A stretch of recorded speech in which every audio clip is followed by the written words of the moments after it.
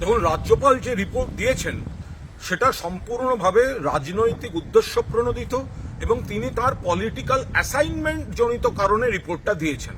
প্রথম কথা, তিনি জানেন পরিস্থিতি নিয়ন্ত্রণে, অর্থাৎ এই অবনতি যদি হয় এই কথাগুলো আসে না।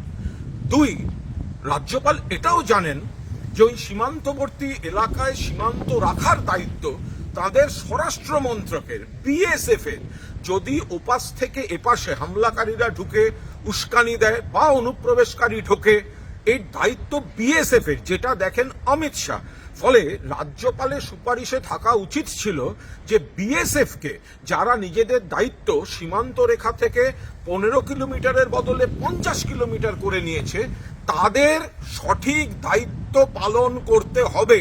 সেই সুপারিশের বদলে তিনি বাংলাকে একটু ইঙ্গিতপূর্ণ কলুষিত, একটু বিজেপিকে খুশি করার মতো একটা সুপারিশের ইঙ্গিত কি ইঙ্গিত, যদি কিন্তু এইসব লাগিয়ে তিনি যেটা করেছেন এটা একটা রাজনৈতিক পত্র, উদ্দেশ্য প্রণোদিতভাবে লেখা।